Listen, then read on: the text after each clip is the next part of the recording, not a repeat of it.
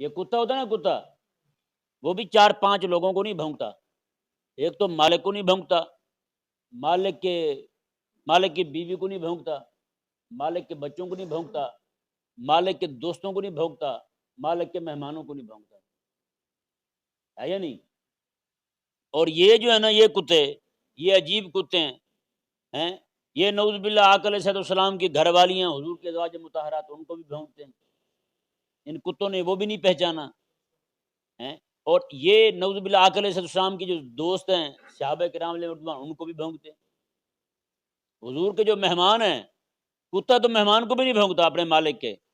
حضرت ابوبکر اور عمر رضی اللہ تعالیٰ عنہما کہاں پہ ہیں جی؟ وہ تو آقا علیہ السلام کی مہمان ہی میں ہے نا یار، ہیں؟ کریم آقا علیہ السلام پہلے تشریف لے گئے، وہاں پہ حضرت ابوبکر کا مزار بن رہا ہے، پھر حضرت عمر رضی اللہ عنہ کا مزار بن رہا ہے، وہ تو مہمان ہی میں ہے آقا علیہ السلام کی۔